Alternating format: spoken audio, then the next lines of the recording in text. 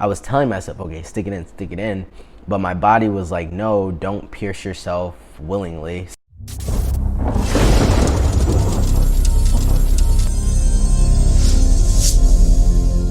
What's up, guys? Welcome back to my YouTube channel. This is Kevin Thompson. Today, I'm actually going to be talking about my testosterone. So, as you guys probably seen in the thumbnail, that is what I take every day. I wanted to talk about the different types of testosterone that you could take that I know of. So there might be more ways, but these are the 4 ways that I know of right now. The first way that a lot of people actually take, and a lot of people start on, is intramuscular injections. When I first did my shots, actually I was doing intramuscular, but then I actually switched to sub-Q because my doctor made this new revelation, whatever. For intramuscular, the needle was probably about this long. No, God! No, God, please, no! And I'll actually put a snippet in this video of the first time I actually did my shot on my own. I recorded it and I put it on YouTube, on my first YouTube channel that I ever did. So if you don't like needles, just skip over this part. That was pretty hard for me. I did that for, I want to say I did that for a good 6 to 8 months. I don't think I was doing intramuscular for the whole year, because I do remember at my 1 year I was doing sub-Q. So basically the difference between intramuscular and sub-Q, intramuscular is the huge needle. It has to go directly into your muscle. A lot of times when I used to do my shot at first, I used to pierce through the skin, but it would just kind of wiggle around and the needle wouldn't be all the way in there yet. So I would have to like push it some more. And your muscle is kind of thick, so you can feel it going through your muscle. You can kind of feel it going through your skin at first, but you really feel it when you go through your muscle. Intramuscular is way harder because it's so long. You have to like mentally prepare for that also. And it used to take me about 30 minutes total to do my shot. Once I was doing it regularly, I would do mine bi-weekly. So I would do it every other week, 2 times a month. Some people do it weekly. It just depends on your doctor. Sub-Q are little needles. They're probably about that thick, which are much better for me. It was such a huge help to do sub-Q because it's really small, and sub-Q means under the skin, so like skin. So you only have to go under your skin for that.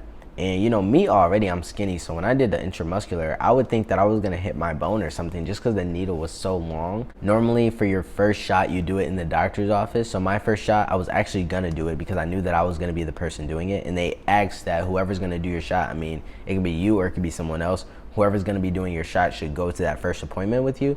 So my first appointment, the nurse was there, and I was thinking about, like, I was telling myself, okay, stick it in, but my body was like, no, don't pierce yourself willingly. So I had to have the nurse do it, and she did it pretty quick. I've never taken my T-shot as quick as she did at that time. And I just remember like 3 days after, I was just so sore. Like my leg was so sore, I could barely walk. It was some pain. When you do your shot, whether it's sub-Q or whether it's intramuscular, they tell you to put it all the way in and then pull it back just a pinch, just to see if there's any blood. Because if there is any blood in the syringe, if blood comes where you put the T in, that means you hit something. If there's blood in there, then you're gonna have to take it out and do it all over again. You're gonna have to put that T in the garbage or whatever, wherever you put that, and then start over.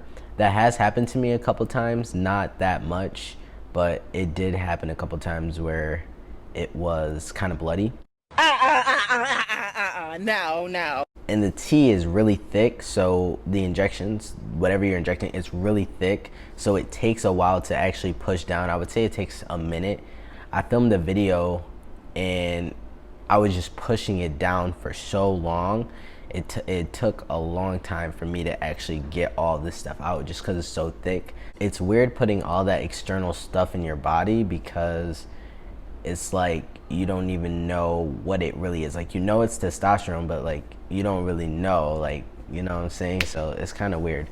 If you're pre-T and you're scared of needles, you can always do other things. So like I said, that was the first option. The second option is the gel, which is here.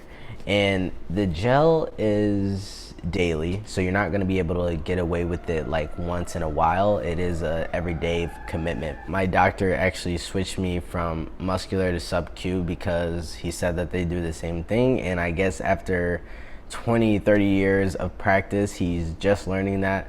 So yeah, I'll tell you guys actually some stories another time about my endocrinologist and everything I went through with that. For the gel, I didn't start on the gel, so I can't say, but I have heard from other trans guys that you do get slower changes on the gel. So if you do decide to take the gel because you're scared of needles, whatever it is, or your doctor just recommends gel for you, then it's gonna take longer for you to see changes. Like that first year, your changes might go a little slower. It might take you 1.5 years to see the changes that you would see in the first year with the shots. So just keep that in mind.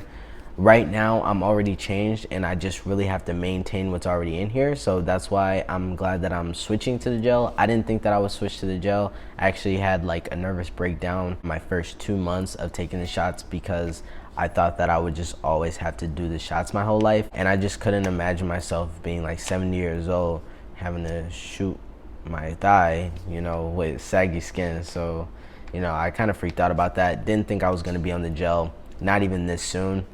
From both of those, I would say that I do prefer the gel. I'm glad I started with the shots, but the gel is just, I don't have to mentally prepare. And yes, I have to do it every day, but it's really easy because I do it after I get out the shower. So it's kind of just a part of my routine, like putting on deodorant, putting on lotion.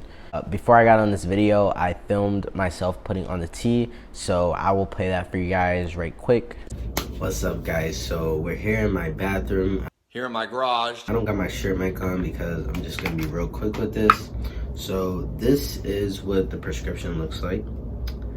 And just so you guys know, I'm not a doctor, I'm not an endocrinologist, so I'm not here to give advice about how you should take testosterone if you are on the gel. So basically, mine says that I have to do 4 pumps a day, but I only do 2. And I was watching another trans guy, actually one of my favorite YouTubers, Ryan Jacob Flores. You guys can look him up if you want, but he takes 4 pumps and he does it a little bit differently, so that's why I wanted to show you guys mine.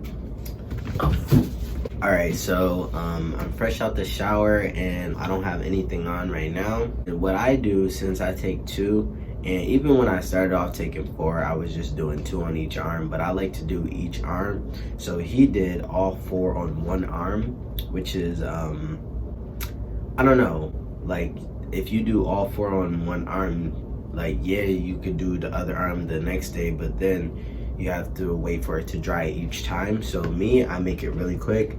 So I do the 1 pump, and it's just like hand sanitizer really. So I go like up around my shoulder, you know, maybe a little bit under the shoulder, you know, on top, make sure it's all in. And my one friend, he was saying that he didn't want to switch because the gel, you gotta wait for it to dry, but it doesn't really take that long. Like it's already drying up. So now we're gonna do the other arm. And yeah, it's literally, it smells like hand sanitizer. Yeah. And by the way, before I film this video, I wash my hands, so make sure you wash your hands first, and you want to wash your hands after too. So yeah, you want to be careful where you're placing your hands after, and make sure you wash your hands right away after, because it could easily get on like surfaces, and if you live with other people, that could be a bad thing. So make sure you always wash your hands after. Make sure you let it dry, and make sure you don't let anyone touch you until it dries. The guy that I seen do it, he was, I think he's like Mexican or Hispanic, but that guy's like super light skinned. So if you're like me and you got some melanin in you, it's gonna get ashy. And yeah, so like if you're in a hot area and you always wear short sleeves, or even like make sure you let it dry and then put some lotion on afterwards. I mean, if you're wearing a long sleeve, so be it, but I like to lotion up afterwards because it does look like really ashy. And that's it, guys. So I do that every day out the shower, and you want to make sure that the area is clean. That's why I do it out the shower. You could do it when you're not out the shower, but you would probably have to just make sure you like wash that area. So get a rag and use some soap and wash that area before you put it on, because you want to make sure it's clean and you don't want all those dead skin cells rubbing around and all that dirt just on top of your skin and like going in with the medicine. So yeah, that's it. So you definitely have to be careful with this, and when it comes to touching people, if you're putting it on at night and you're getting into bed, make sure if you sleep with anyone, make sure it's dry before you get into bed, because that could get messy. They could start seeing the effects that they might not want to see. I haven't had a problem with it really and it affecting anyone. If you guys have any questions about either or, you can comment below. So now I'm gonna get into the other two types that I said that I never really took, that I don't know about. I was looking it up and it did say that there is a pill for testosterone.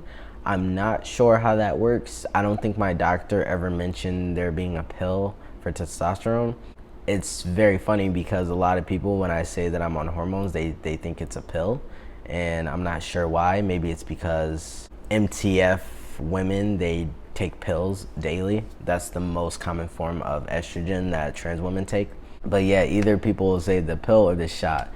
Not a lot of people know about the gel, but I'm glad also, I forgot to mention for you guys, if you guys are worried about health insurance, my gel is covered by health insurance. I've never paid for my gel, but now since I'm moving, I might have to. It might change, but I don't know how much the gel costs. I know the shots were about $30, and I think the syringes were around $10 for the needles. So it depends on your health insurance. The times where I've switched to Medicaid, I'm on Medicaid right now. The times when I switched to Medicaid, I did not pay for anything, so I don't pay for my gel. I just started the gel. I started the gel, when did I start the gel? I started the gel last summer. So I've been on the gel for a little bit over a year.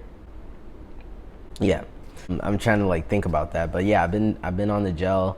Haven't really had any complaints. I've been pretty much the same, even with the half dose that I'm taking that my doctor prescribed.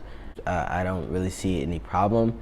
I've gotten blood work also, and he didn't really say anything about my blood work, and I told him I was on only half the dose, so I think I'm due for blood work again. I'm gonna have that done and just make sure everything's good. When you're on testosterone too, you normally get blood work every three months. My doctor won't even prescribe more T for me if I ask for a refill and I haven't seen him, so they definitely are on you about that. You can't even get more if you don't get blood work. I don't know if it's all doctors, but my doctor is like that. The last option is a pellet. And this was something that I was gonna do because when I first started with the gel, I was taking 4 pumps and my body was not accepting it that well. So I wanted to kind of get more information about the pellet, and I was talking to my doctor about it.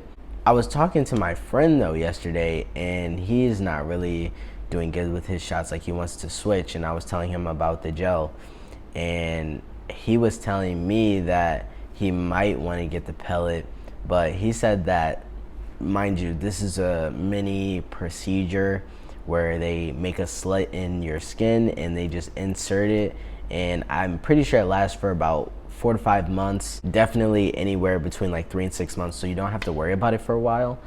But he said that it was in your arm. I don't really know where he heard that. I'm pretty sure my doctor like 3 years ago told me that it was in your lower back. So I'm not really sure where that is, and I'm pretty sure that depending on where it is, people would or would not want to get that. I feel like if it was in my arm, I would be less likely to want to get it. And then if it was in my back, I would be probably a little bit more inclined because it is somewhere that you can hide. Yeah, the pellet, they just put it in there and it just dissolves, and you go back and get another one. So that's pretty cool, but I don't know about just having that same spot like recut. I don't know about that. And I don't even know like if there's a scar, what the scar looks like. I don't know if they put in another spot, so then you just got a bunch of scars. I don't really know, so that's kind of like to me. I don't mind the gel. It just makes me ashy, and I just hope that there are no long-term effects when it comes to my shoulders and it drying out my shoulders. I don't really know. I guess I'm willing to take the risk. That's pretty much it for types of testosterone. Let me know if you guys have any questions. If you have questions about the shot or the gel, anything else, I would probably do research about, just because I don't really know too much, so I wouldn't be able to answer any of those types of questions. Love you guys. Thanks for watching. Stay up, and I'll see you in the next one. Peace.